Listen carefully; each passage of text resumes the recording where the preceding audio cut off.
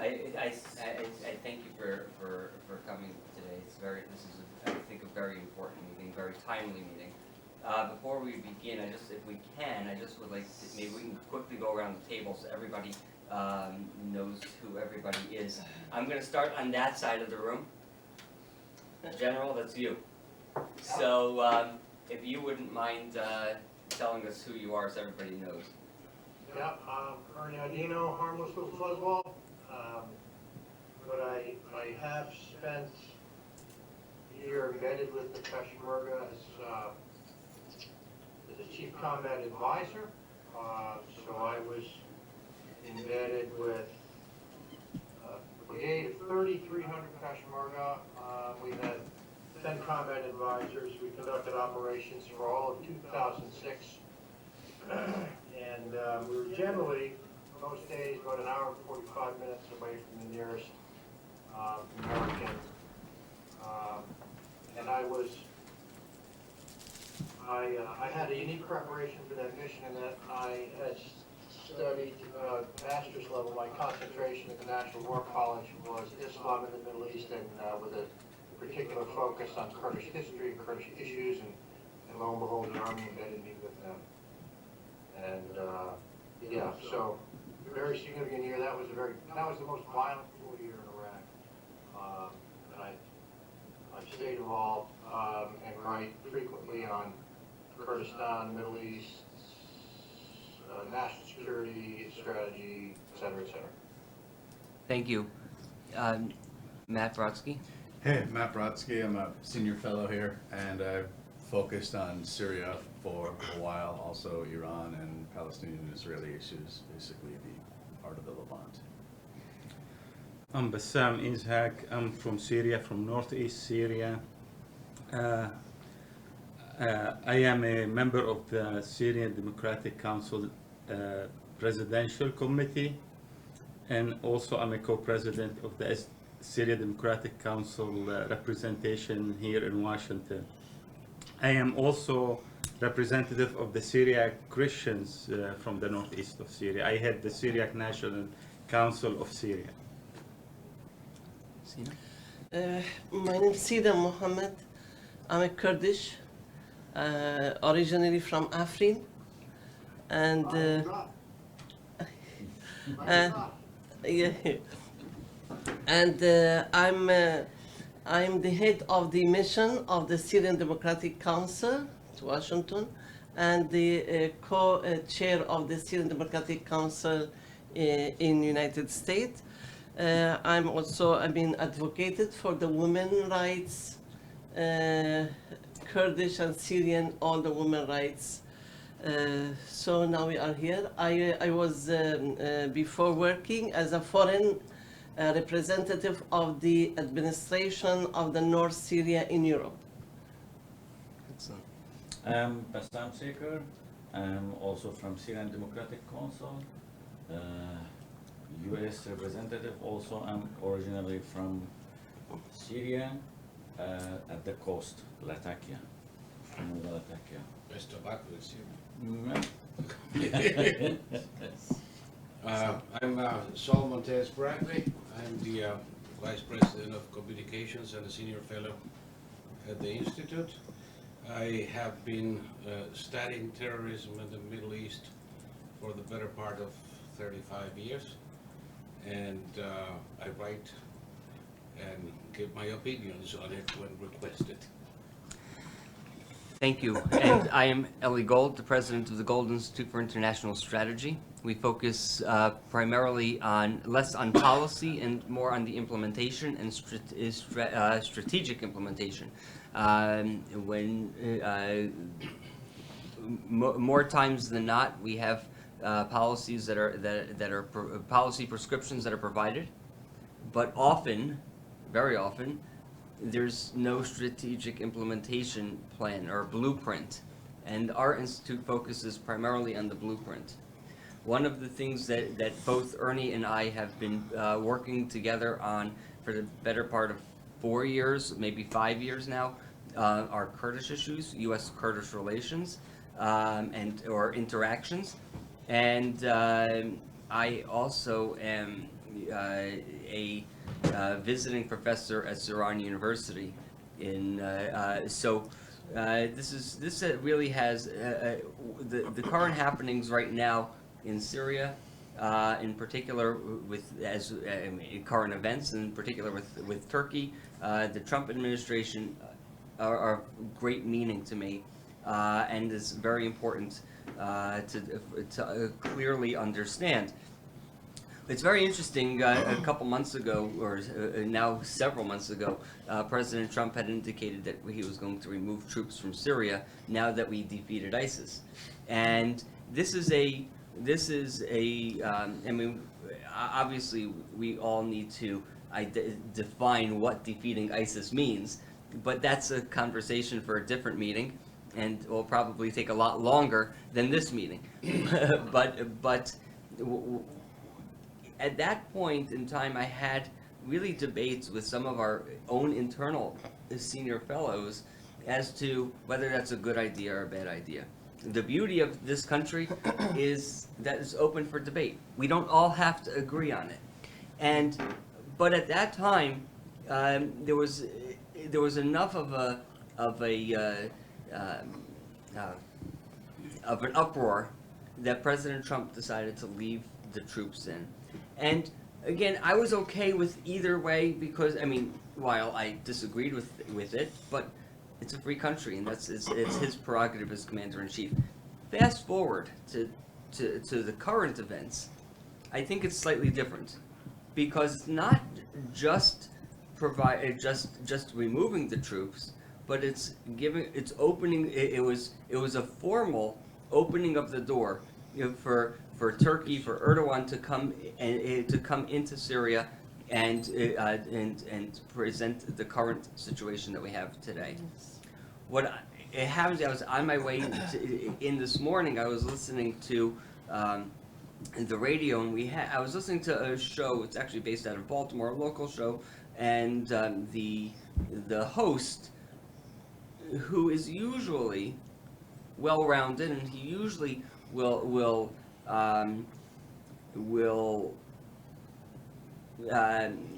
say it like it is, rather than just be a straightforward Trump supporter, no matter what he says is good, is, I think, really misunderstood the situation right now.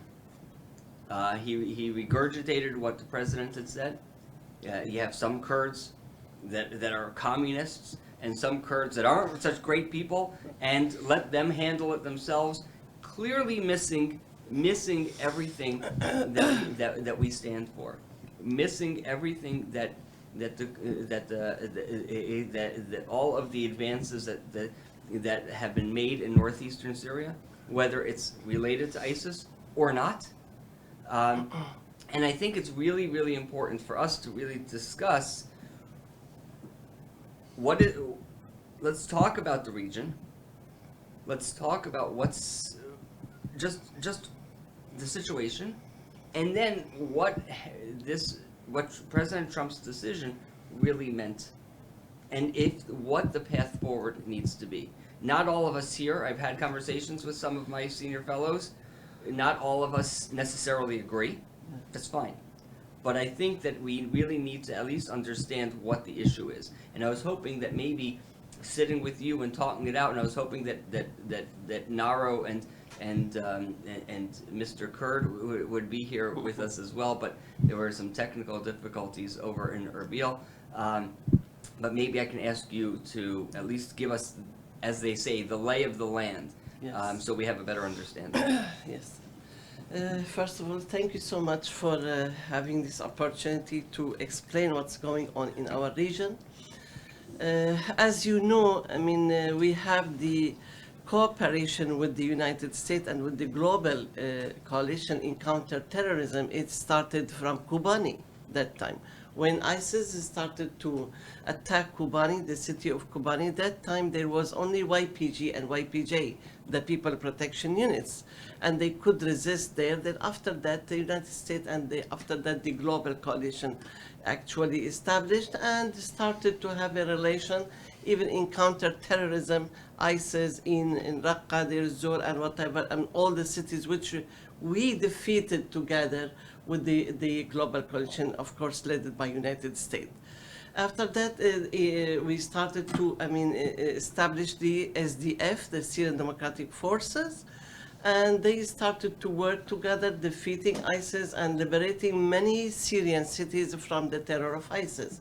In Manbij, in Tabqa, in Raqqa, Deir ez-Zor, and all this together, we could defeat the terrorists, which is very brutal. Everybody knows that this is the threat to all over the world.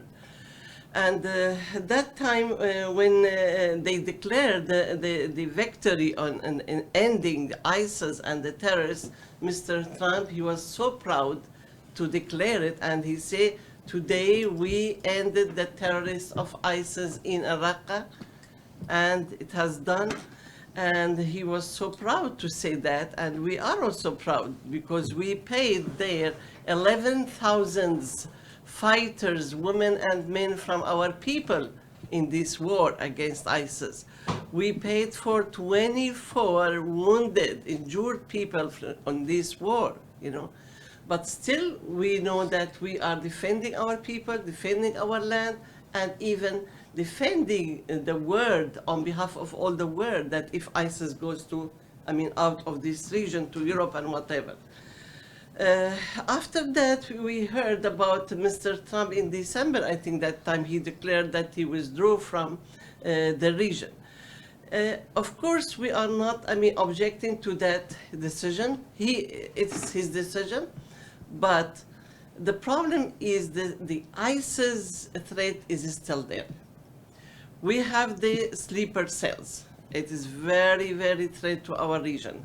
Second, we have 73,000 fighters or family in the camp of Al-Hol who are very radical groups, who are very dangerous, and there are many incidents happen in the camps, killing the people there,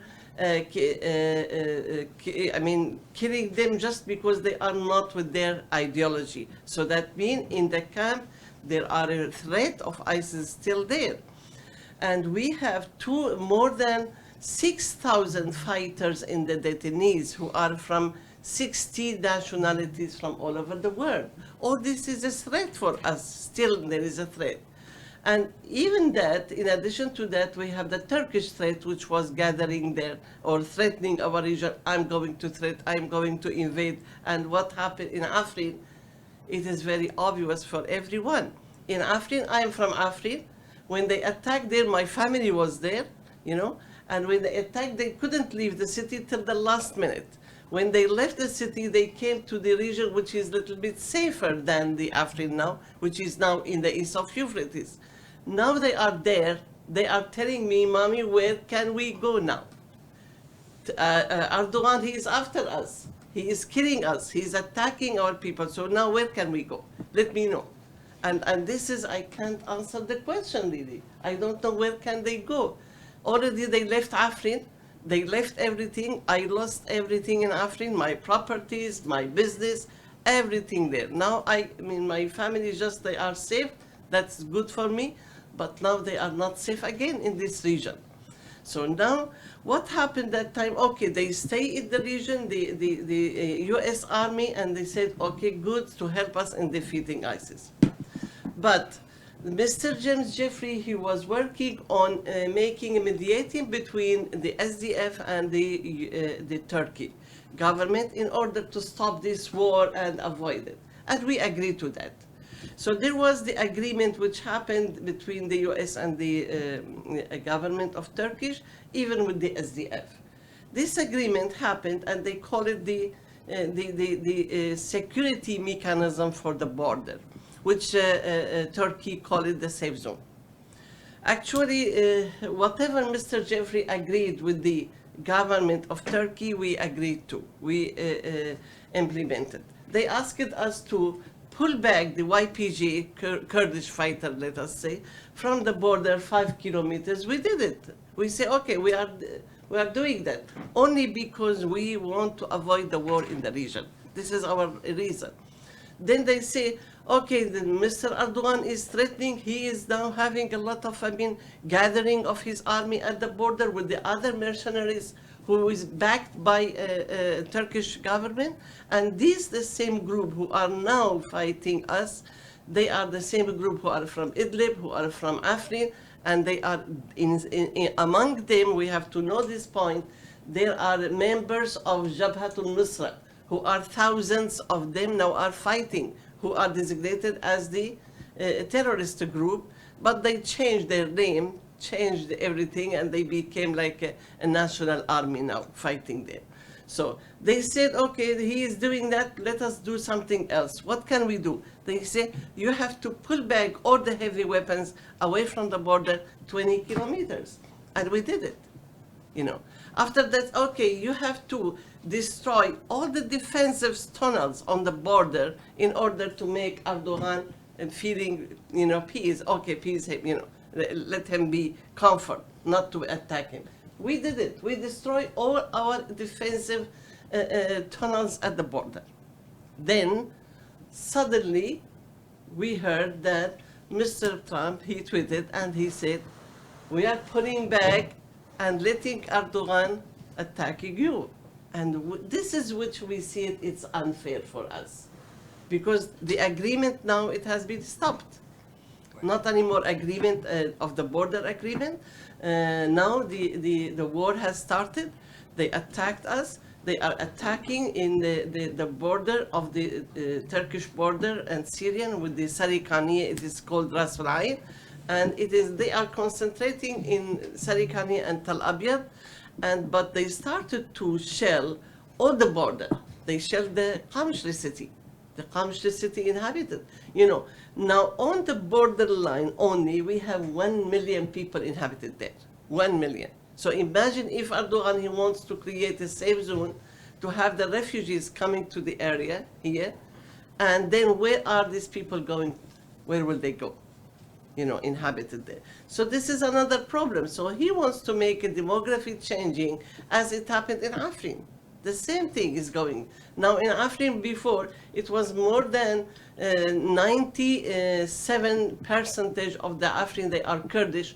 Now they are not even 30%. Or they are Arabs, Sunni Arabs radical now are there. They are now occupying my house, and they are now in my house making a headquarter for this terrorist group. This is what's happening. So they want to repeat the same scenario in the region now again. This is which we don't accept it. Our people are resisting. They are sharing Qamishli city. The first family being killed there, they are Christians. Because he shelled Christian neighboring in district in Qamishli. And he doesn't know who is Kurd or not Kurd or whatever he's telling, I'm here, I want to clean up all the terrorists. Who are the terrorists? Okay, Kurdish are terrorists. So do Erdogan, or does he have any smart missiles or bomb to differentiate between the Kurds and the Syriac and the Arabs, and only bombing the Kurds? I don't know. Because it has come to the even shelling the Syriac, If the they did, Christians. it wouldn't make any difference. Yeah, so we have to know this attack is against all the people there. He's threatening the Kurds, he's threatening the Arabs, and many Arabs have died there, shell the Arabs even. So this is now in Qamishli city, the situation a little bit, it seems there is some agreement happening not to shell Qamishli city, and because of a regime is there. And now now and then they shelled the Derik city, which is at the border of Iraqi border with the Kurdistan, and they are shelling now more and more in the city of Ras Al Ain and Tel Abyad. Today, what I got today, Ras Al Ain is completely surrendered from all these groups. Now we are calling here for having a humanitarian corridor to get the injured people from Ras Al Ain. It's an urgent call now. Today they called me and they said, please find this corridor for us. Ras Al Ain is completely besieged by this terrorist group. Erdogan, he is killing, sharing and with airspace, but the people who are inside, They are these groups who are from the Afrin, and they are radical groups actually. So he wants to Are replace. those mostly al-Nusra? Al-Nusra, thousands of 3 brigades from Al-Nusra have been grouped. Of them, they are 1,000, at least 3,000 of them So are there. when we're talking of the proxies that you have Turkey using, it's Nusra Front. This Al-Qaeda. Yes. In Nusra, Ah, it is under the name of Hayat Tahrir al-Sham, or Right, they then- now they put another name, Right. which is the So National HTS, Army. Okay. Because the NATO ally, it's not really good to use the name Al Qaeda, so he changed their name. Yeah, to they Al changed the Nusra. names. They change changed. it more often than their But allies. even Yeah, he yeah. named this national army Al-Jaysh al-Muhammadi. Yeah. Muhammad I saw, no, his Muhammadi. army. Right. Right. His army, because Erdogan Yeah. he is addressing his army, the Turkish army, to encourage them in order to invade, and he's Right, saying, he's promising that "I'm they're infidels saluting and all go." the Mohammadi army who is going to invade." Look at that, New name. Mohammadi army. That means he is going to make a sectarian war in the region. Right. And this is which we are now, till now we are resisting, and we are now asking all the people here in the administration in order to stop this attack. We don't want, okay, if the US, they got the decision to leave, Right. but let them stop Erdogan from attacking our people. Okay, so Ernie, General Audino, you have a comment, but I also want to ask you questions. So after your point, I'm going to ask you a couple questions. Yeah, and the only reason why I want to interject right now is I have to leave for my 10:30. I pushed it back to 10:30. Okay. So I think it's important, well, first, let me put it this way. Acting in one's self-interest is the foundation to rational behavior. It sounds unseemly, but it's a fact of life. This is why I think it is important that this issue must stress the vital national interests of the United States that are put at risk by withdrawing, by stepping aside and allowing the Turkish army into Rojava to commit certain atrocities. We must be clear on that. Here's what- Ernie, can I just ask you a quick question before you continue? Do you know how many U.S. troops were removed from the region, from that area? Well, I only have the open source. Okay. The open source, so the numbers are 2,000 max, but I don't know how many are left there right now. Okay. Not many, not We many. had 2,000 actually in Northeast Syria, because the numbers that had been floated most publicly are 1,000 in Northeastern Syria and 150 to 200 in Al-Tanf. Yeah, Okay. in Turf, yeah. So I'm sorry, I just wanted to ask you that quick question. Because it used to be 2,000 in December, and when Trump had to walk back. his- Right. Okay. But they pulled back from the border now. They Right. went inside. So- only, yeah. Okay, sorry, Ernie. So nevertheless, on a strategic level for the United States, I assert that we have now incurred a strategic reversal. But what do I mean by that? In 1972, Anwar Sadat woke up one day and he called comrades Kosygin and Brezhnev, and he said, "Hey, we got 15,000 Soviet advisors in Egypt. I want them out by the end of the week." And then a short time later, he revoked the Cairo-Moscow Friendship Treaty. And then after that was the coup de grace. It was his signature on the Camp David Accord. So practically overnight, the Russians were out and the Americans were in. Moscow has been waiting since 1972 to get back in and displace the United States from not only her vital interests in this region, but also her allies. Moscow has now driven a wedge between us and our Kurdish allies, and is trying to drive a wedge between us and our NATO ally, Turkey. The vital interests that I see here are now the defense of the Eastern Mediterranean. We now have an Eastern Mediterranean that is even more important than it was during the days after World War II.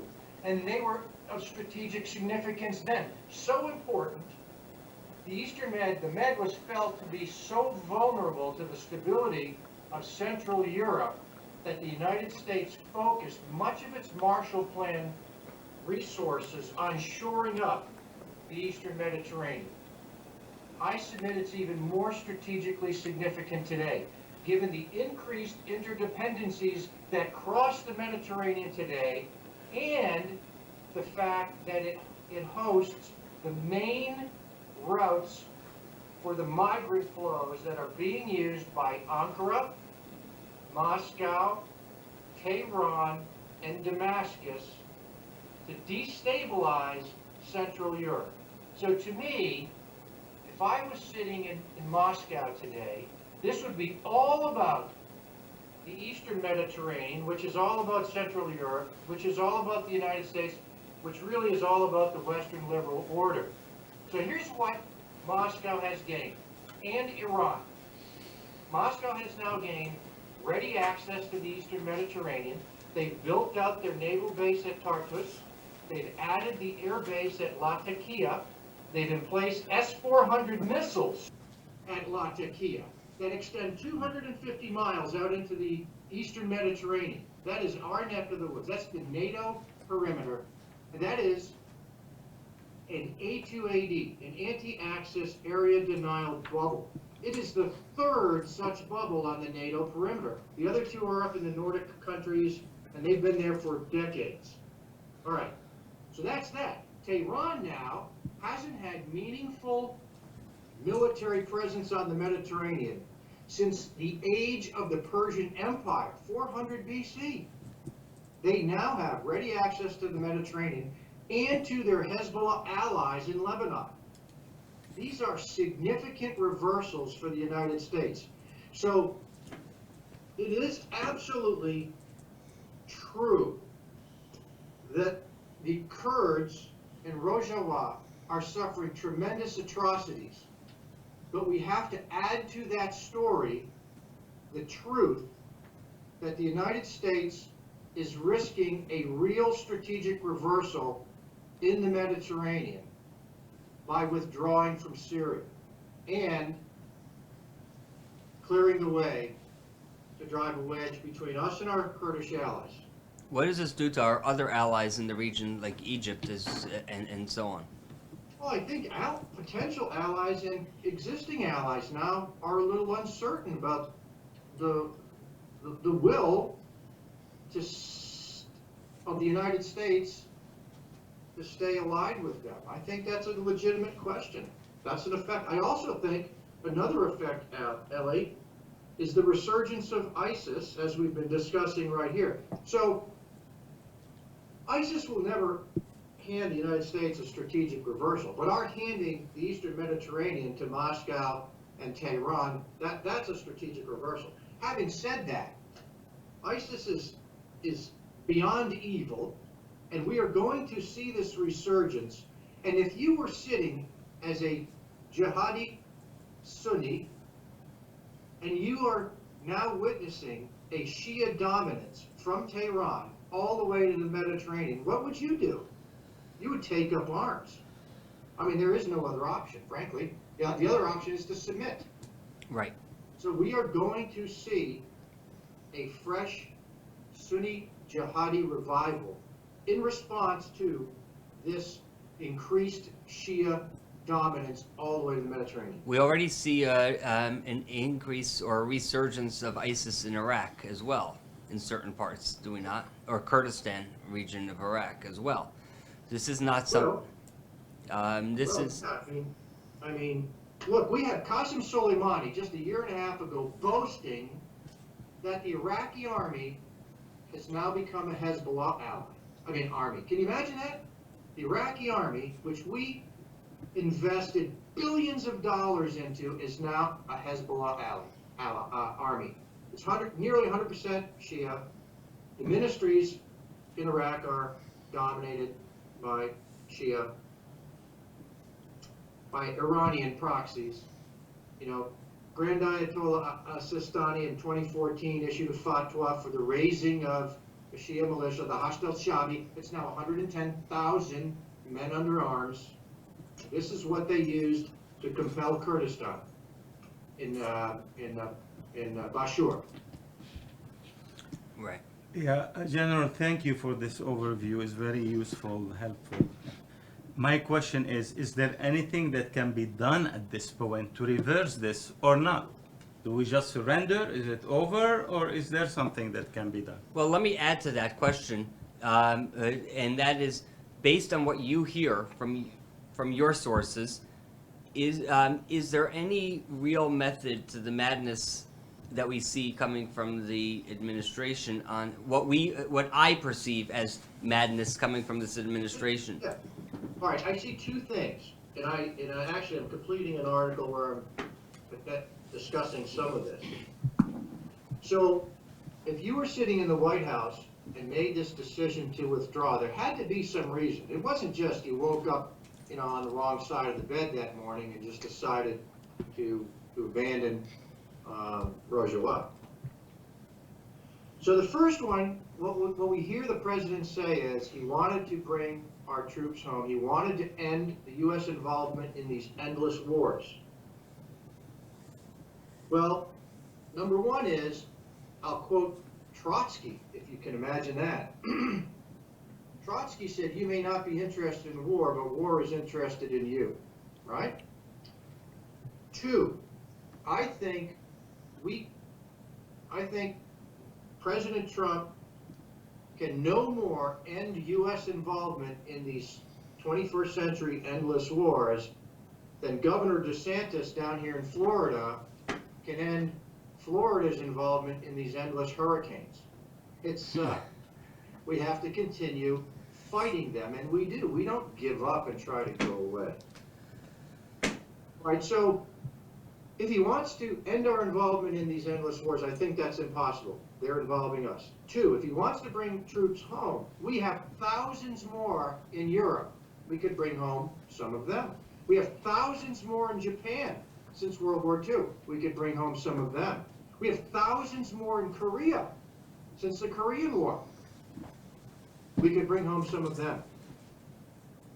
I'm just not sure why strategically we haven't built a major U.S. presence, a base in Kurdistan. I don't understand that. Like we did after World War II. Right. So, but the question was, what can we do about it? I think we have to continue to make the case. We have to make more of a case that getting back in is in the United States' strategic interest. We have a groundswell of real support, bipartisan support amongst average Americans who have more sympathy for the Kurds than ever before. I've never seen it like that. When we were growing up, very few people had ever even heard of the Kurds, right?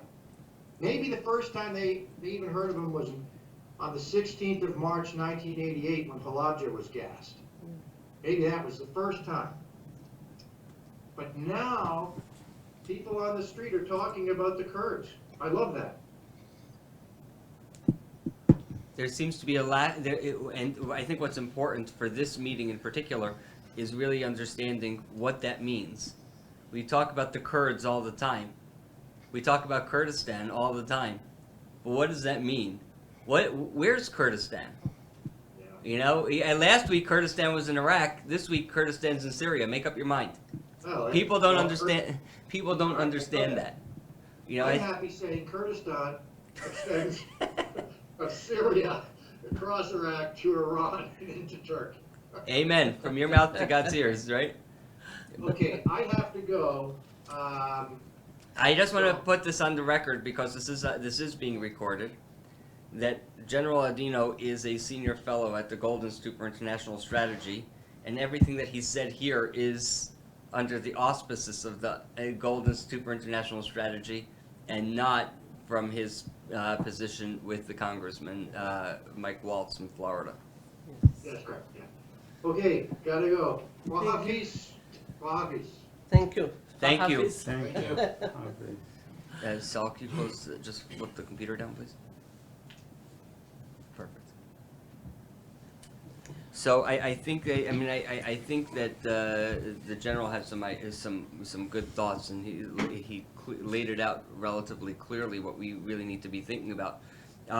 Before we open it up, I just wanted, if we can take a step all the way back, can you give us a lay of the land? What does it mean? You and I have spoken about this many times, but in this region, what does it look like? What are the advances that you've made in creating a society there, and why? And I mean, clearly, General Audino had laid out why we need to care, but I think from your perspective, what does a society look like that, and the advances that you've made just generally within Syria, which will only add to why people really need to be paying attention to this, and not just saying, well, some of the Kurds are communists, and therefore we need a better understanding of this. Yeah. Can I say Please. something? Yeah. So I am not a Kurd. I'm a Syriac, but I'm from Northeast Syria. We and the Kurds have long history together. When the Turks, for example, in 1915 were killing Armenians and Syriacs, my father's family hid in a Kurdish home.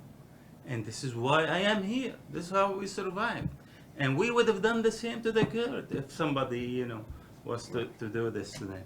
So we want to live together. It's Turkey that started all this. They have killed Arabs, Kurds, and Syriacs, and everybody in that region.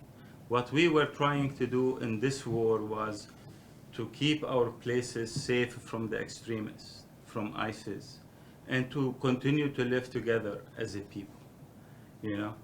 We had a pluralistic vision, which you can only find in places like America. In a way, we are the closest thing in the Middle East to America. You have diverse people who want to live together in a non-extremist environment, So we started this, we negotiated a contract that spelled out how we as Arabs, Kurds, and Syriacs, Muslims, and Christians want to live together. And we came up with this model. We recognize each other identities, other languages, tradition. We want to give women equality, because this is very important to really overcome this extremist culture. And we wanted to have a society that practiced religious freedom. So no more we have Muhammadi army, We no more have people brainwashed with religion to come and kill another person, another Syrian. Or maybe in the future, because kill another whoever in the neighborhood, because it will start with Syria, just like the general said, it's not going to stop there.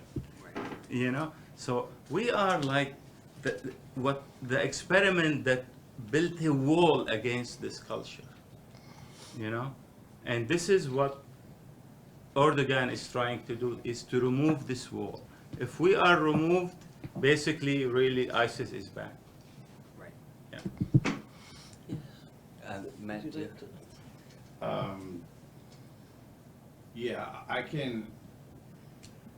I've been asked a lot from governments in the region in the past few days who I've met with, Jordanians, Egyptians, even Turkey, and they know that I am not their fan, as to what the president's thinking was on this, and what I imagine is, and let me check what happens with this video when we're done. Is this it's public. it's public? My imagination from meetings that I've previously had would lead me to believe that his desire, he is a gut instinct president. Like, I'm often asked, we get a new defense secretary, how is he going to be for Israel? And I've always said it's a gut issue for him. He likes Israel.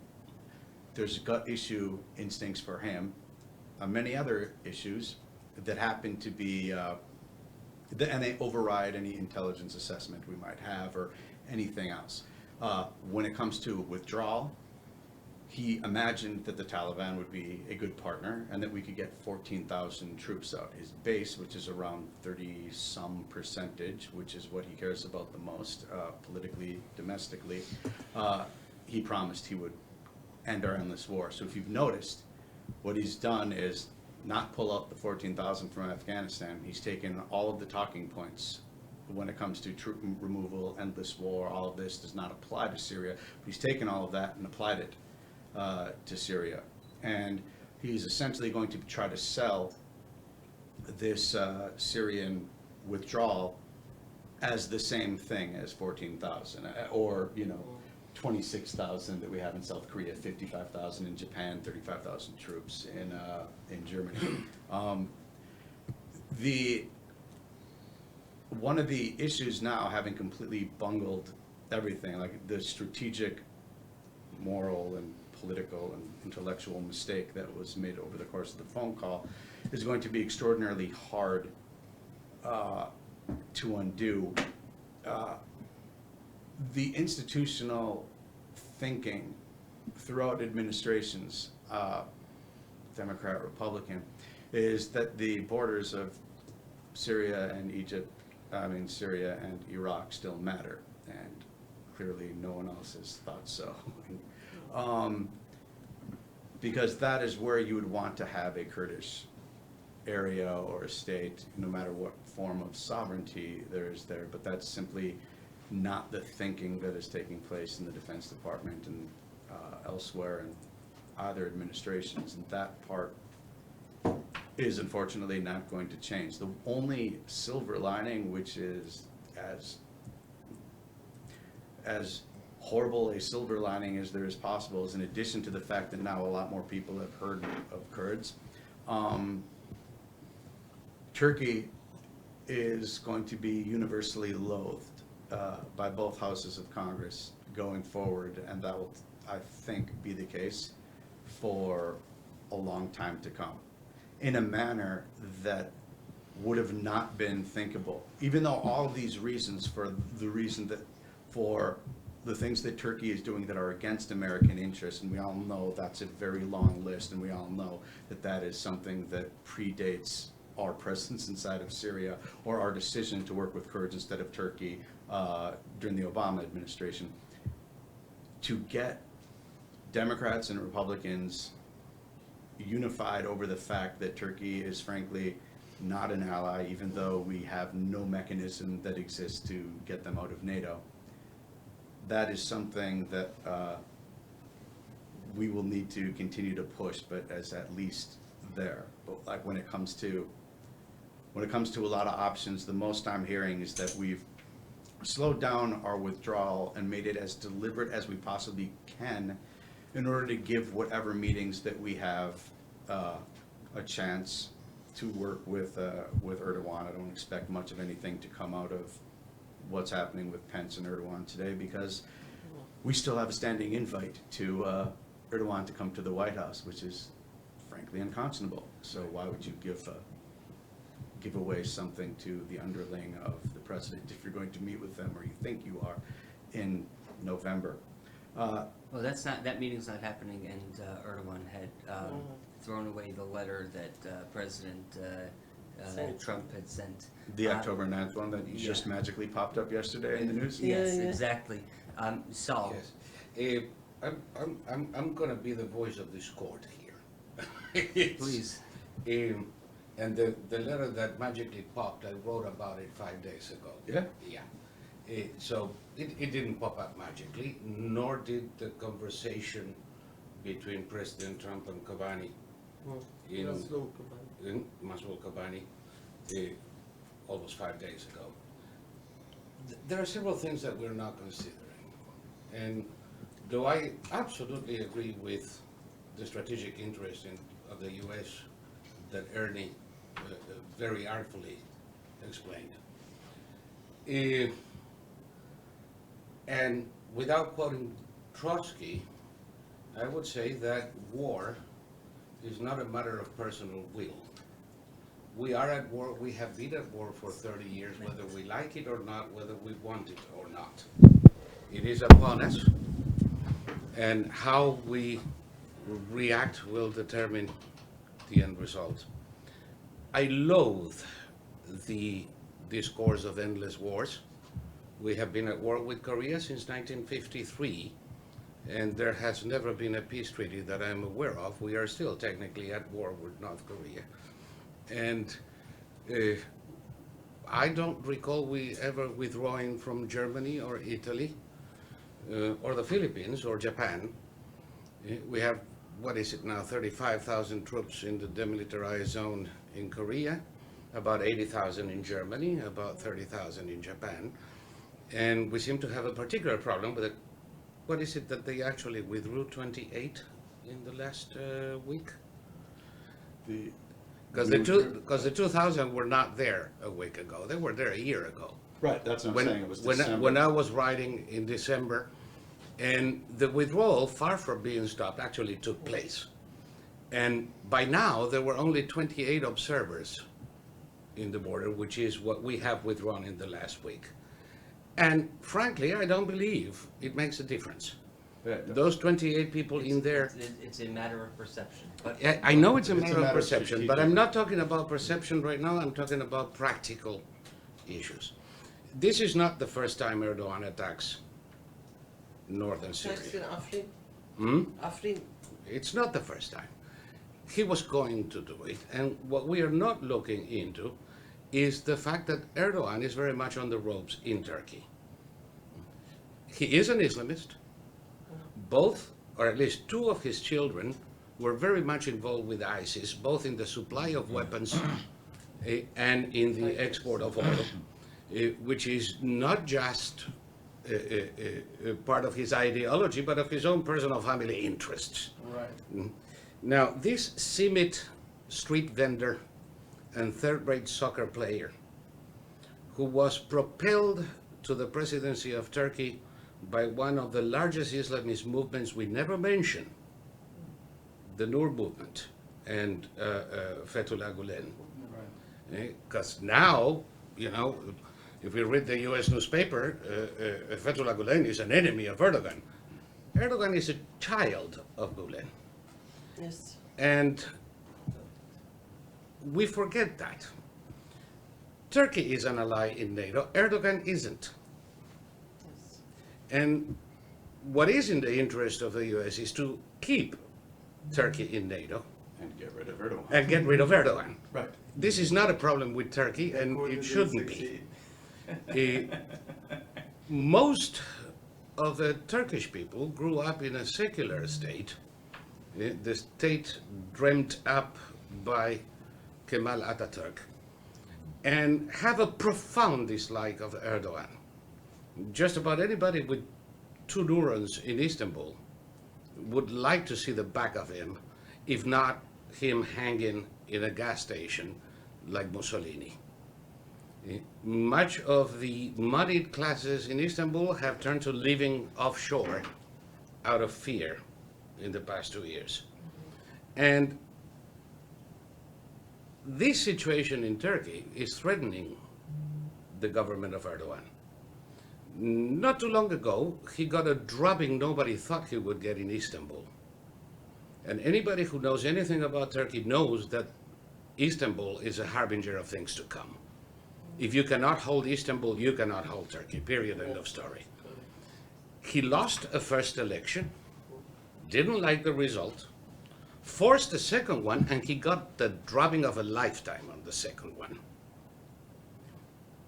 What does a wannabe tyrant of very limited intellectual acumen do when faced with that situation? Create a foreign conflict. Wag the dog. Period, Right. end of story. It's the oldest game in town. Everybody's done it at one time.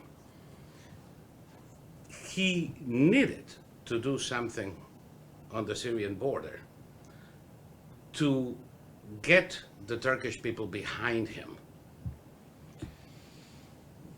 That conversation with Trump didn't give him a green light. He actually told him, don't do it. We are going to destroy your country if you do. very clearly. And that letter in October 9th, I don't think could be more clear about it. I think the press, I think if you frankly look at what the White House put out within hours of him giving the phone conversation, which contained absolutely zero of those points, it's quite clear he was very, very murky as far as what he would like from Turkey. And then 2 days later, from the Oval Office, when he was directly asked what would constitute a red line or going too far, he decided, I don't want the football then either, and punted Well, on that. even on the first day, on those infamous tweets, which I dislike, but I understand that given he has no other means of communicating with the general public, we're going to have to learn to live with them. So I think, But if I can finish this, he pulled the 28 out of there. He reimposed sanctions, canceled the trade agreement before this letter was published. And Mnuchin gave a very clear indication 4 days before that letter that we are ready to pull Turkey out of the dollar transactional business, which probably means they're going to end up trading goat tongues for simit. It is a very real threat to Turkey. What I think happened is that Erdogan overplayed his hand.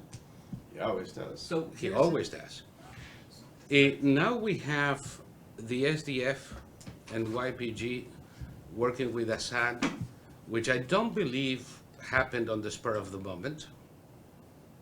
I think this has been going on for a little while now. You guys could probably illuminate me.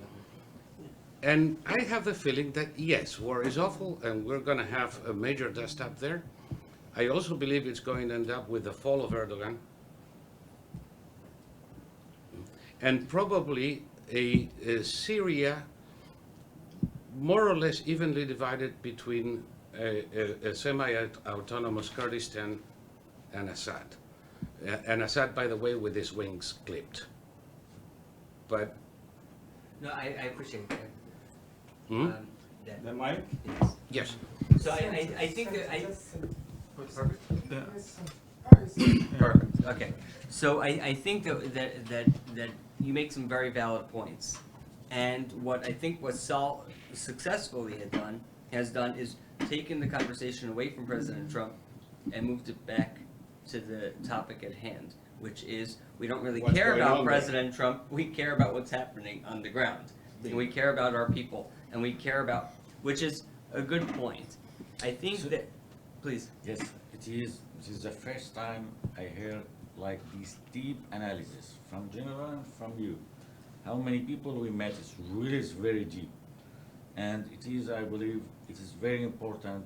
It is good advice for the United States to decide whether draw or not. What our interest there. It's very, very important what Well, you said, both of them. Can you It is the imagine- first can- issue, and I want to add one more issue. Please. It is about who we are. You asked this question. Correct, please. Our colleague, they talk about that, and I want to add more. Please. We are Syrian Democratic Council. We have the model self-administration in the north of East Syria. It is a model for the whole Syria. We are from the whole region of the Syria, not only northeast, and we believe in democracy. We believe Syria to be secular. We believe in the decentralization, and it is very important. It is for future of Syria. That's why we are defending even our region there, because they targeting this model. Turkey, they target this model, and they want to destroy it, because if they destroy it, Syria no more it will be secular. Yeah. Because if you concentrate what's going on now for Constitution Committee or on political process, we are not part of this. Both of the opposition and the regime, both of them, they are not secular. And the Constitution for future of Syria, it is not secular.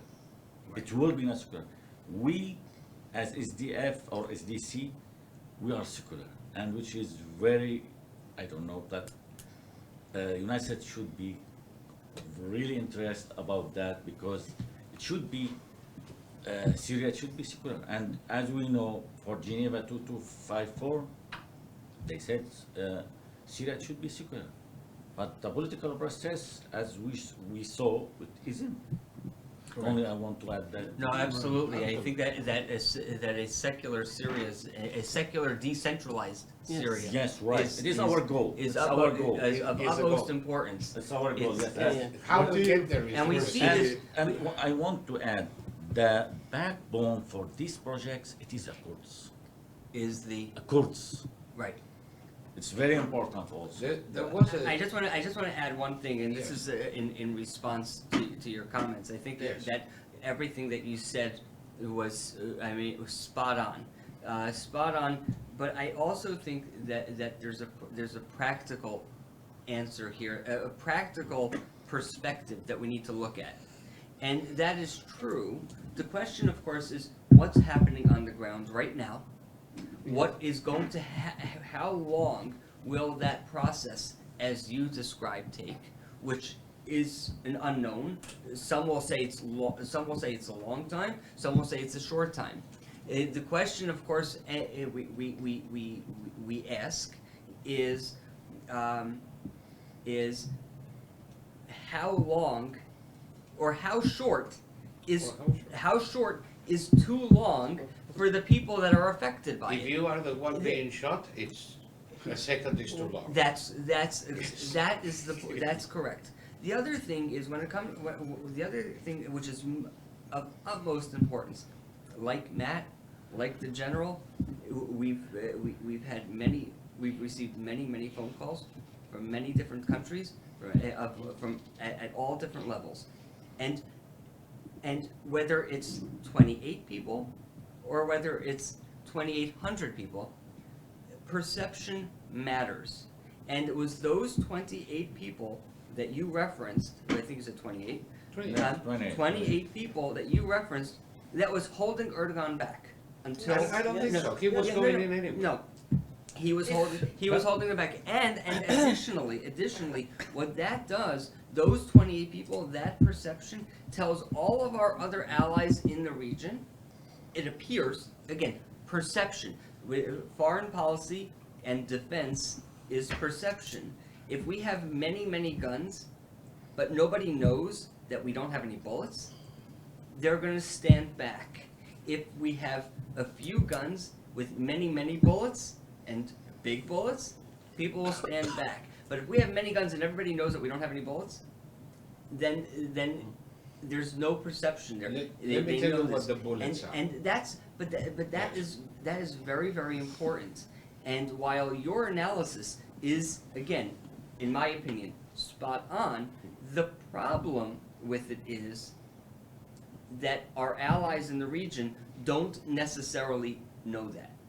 And our enemies in the region don't necessarily know that either. And that is problematic because from my perspective, this is, again, I'm only speaking for myself, within our institute, the institute itself has no opinion.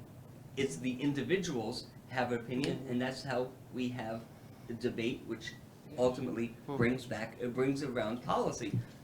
But it's just very important to really understand it and know what ticks everybody else. We have 8 minutes. I leave the last one. Let me ask you only one question before we go there. Do you think it would have been possible a month ago to impose any kind of sanctions on Turkey? Because the There's last no time, will? the last No. time we Before tried, we attacking- had to go back. Before No. attacking the But now everybody, Presidential. yes. from Macron and Merkel to the Yes. Democrats in Congress, is screaming bloody murder to put a stop to Erdogan, when a month ago they were protecting financing and arming him. No, that's again a good point. The question becomes at what expense is that? And that's it. At what expense? Yeah, for us, it's our very presence. That's correct. So I want to ask. We have 7.5 minutes left. I want to keep track of the time. I want to ask you a question, and then I leave the last remaining time to the three of you.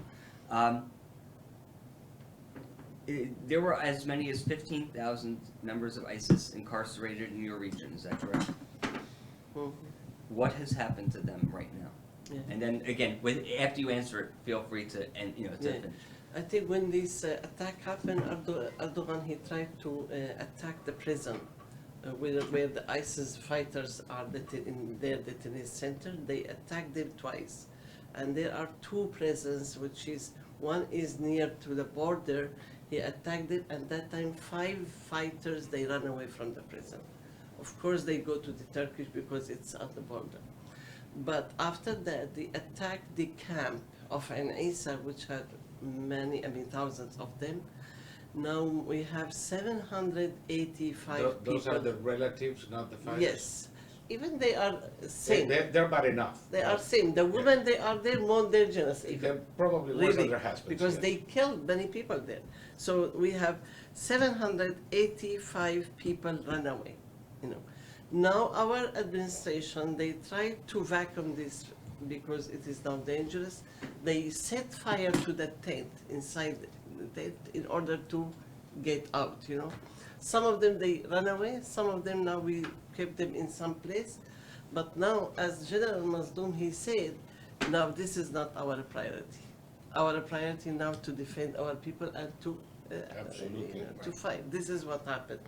But here, another point, maybe I can ask about if it's possible. Turkey has only one excuses because he's attacking us, What's the excuses? You're all terrorists. Yes, terrorists. of course. So this is what I want to hear. And by the way, yes, there are communists in the YPG. There are And, communists, there but was, no. and, there was, and there were communists in West Point. That doesn't West mean Point. anything. West Point Military Academy here. In the military academy here, they caught a guy with a Che Guevara shirt and a professor that encouraged this behavior. So just because somebody says there are communists there, I'm sure they are everywhere. They are not It doesn't all mean of them. anything. No. I just need to clear here. YPG, the majority of YPG, they're young men That's and what I women mean. from our neighborhood. They're apolitical people. That's what I mean. Yeah. That's exactly what I mean. They're neither communist nor capitalist. And coming from every religion and none. I can say they are Democrat, but they're not communist they are, always No, showing no. us like a But that's communist, exactly what I said. very left. Well, that's what he means. He It's means not. that there are always not. going to be a It's No, not, yeah. yeah. I mean, there And now may be many some. changes have happened, actually. Right. So But- many changes But you have happened. to, but when you make a comment like that, in Yes. all seriousness, there, especially one that will be, that could be disseminated, there has to be clarity, because Yes. that is. That's why I say there are some in West Point as well. Correct, It's a correct, moot point. correct. Yes, there It's may the be, exemption, not the rule. it's the Yes. exception, not the rule. But one point I want to make here is that historically, the West and the U.S. have sided with the strong, like at the expense, they court the majority at the expense of the minorities. This is how it happens. But with time, you are accumulating really a strong enemy eventually for you. Right. And this is what's happening now with Turkey. You cannot afford to keep doing it, otherwise we'll have what the general is saying happen. Right. We need to put a stop for this. I'm just talking the big picture. I agree. Yeah. I agree. You probably noticed I do not have Erdogan in the highest team. Yeah. But I think that this was an important discussion. I think it's important. It is. The question I have for you is my final question. I see I have 3 minutes. Final question is, what is it that you're looking for when you speak to groups like ours, like our institute, and I'm sure you've spoken to many other institutes as well. What is it that you're looking for, and that our thinkers, our scholars, our experts should be looking towards? Yeah. No, first of all, it's our priority stop this attack. After stopping the attack, we can negotiate at the table. This is what we ask now for. Priority is defending and protecting our people. Now Ras Al Ain, it is surrendered, so many people have been killed. Now more than 50 people be civilian killed. 250. 250 now? Yes. 250 civilians. Yeah. Yes. How many military? Military, so far before 2 days it was about 45, but now of course they are more now. Right. So this is what's going on. We have to stop the Erdogan from attacking our people, and let us sit and see what he wants and what we want, you know. I fear you cannot negotiate with Erdogan. Yeah, forget it. So what can we do in this case? Let him come and Let, kill us? let this blow in his face. It will. I don't know that's a Who will- realistic Where, option. where would we go, I meanwhile? believe the visit today, I believe the visit today. It's easier said than ends, done, isn't it? And he has. For you easy, also but a for visit us- to. He I've- has a I've been visit there. to. Yeah, go ahead. He has a visit to Sochi next Yes, week. Right. And it's Yeah. very important, and his visit to United States is very important. This maybe only at this time he will stop the war. Mhm. Only this He way, has to only get by something. Russian or by United States. By a clear personal ultimatum of has to Sochi gain. and Washington, he will. What's the price? He Right, should and ask that's the for question. something. At what price? He will, I believe now, because the speech now or, and the sanction against him, maybe he will sell it for Russian. I believe that's Right. why he's going to. What Maybe, is, maybe Yes. it happen like Show that. us like that. what is the total Others. population of the region? All the region, 5 million. 5 million. On the border, East 1 of the million. Euphrates. Yes, All east of of Egypt, 5 Euphrates. mi- On the border is 1 million. Yeah, Okay. So 5 million population in the entire all over, eastern yeah. Euphrates. Arabs, from Kurds, Darfur Syria, to, Turkmen, yeah. But now people started to go to Kurdistan, Iraq. They Yeah. started yesterday, I see 200 people, they left. Flee into safety, of course. Yes, It's gonna be a problem for Kurdistan. yeah. Kurdistan, Iraq already has I They problems with has. refugees. But it's gonna even be bigger. What is it, 2 million people with 3 billion refugees or something? No, like it's, that? I think it's the opposite. It's 3 million people with 2 In, million. in, in Turkey. Turkey. In, Turkey. in Iraq. In Kurdistan, Iraq, Iraq. they had, yeah, 1 Um, million maybe. So I mean, this has been very important. I think that people, number one, this is something that gives us a certain perspective. It gives, I hope that some of the things that were said here gives you a bit of perspective as well. And I certainly, I most importantly, I hope that the people who watch the recording of this meeting gains a better understanding of what's happening. Especially people in the White House.